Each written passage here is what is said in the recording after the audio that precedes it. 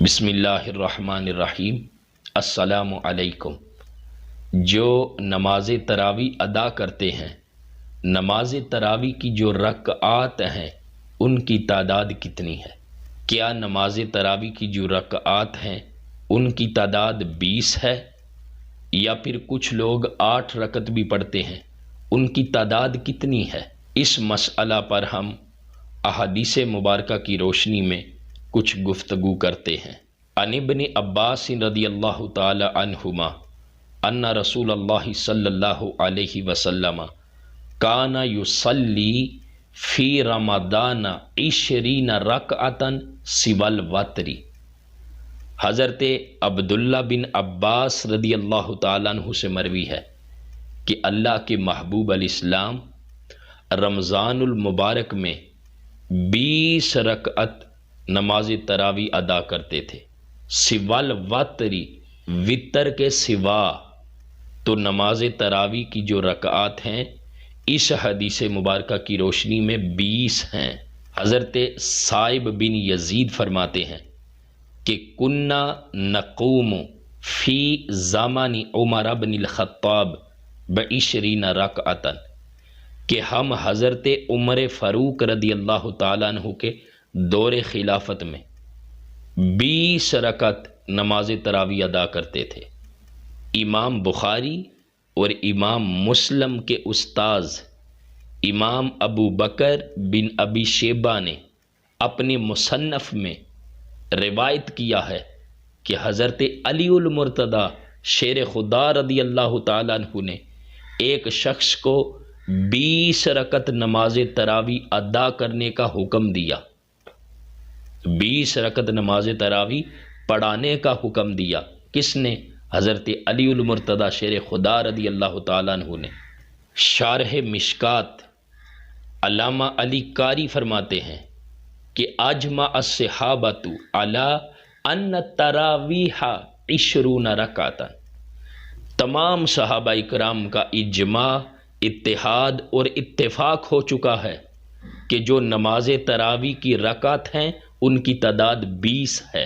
اور پھر جو اہل سنت کی چاروں فقہ ہیں، فقہ حنبلی ہے، فقہ شافعی ہے، فقہ مالکی ہے، فقہ حنفی ہے، ان چاروں فقہ کے نزدیک جو ہمارے ائمہ اربعہ ہیں ان کے نزدیک جو نماز تراویح کی تعداد ہے رکعات کی وہ 20 ہے۔ اب یہاں پر میں تھوڑا سا ڈسکس کر لوں کہ جو ہمارے مکتبہ اہل حدیث کے علماء ہیں وہ 20 رکعت نماز تراویح کو نہیں مانتے، اور جو قرون اولیٰ کے ائمہ اربعہ ہیں ان کے نزدیک نماز تراویح کی جو رکعات ہیں ان کی تعداد 20 ہے، جن کا زمانہ اللہ کے محبوب علیہ السلام کے زمانے کے قریب ہے کہ حضور نے فرمایا خیر القرون قرنی ثم الذین یلونہم ثم الذین یلونہم، میرا زمانہ سب سے بہترین زمانہ ہے، پھر اس کے ساتھ جو زمانہ ہے، پھر اس کے ساتھ جو زمانہ ہے۔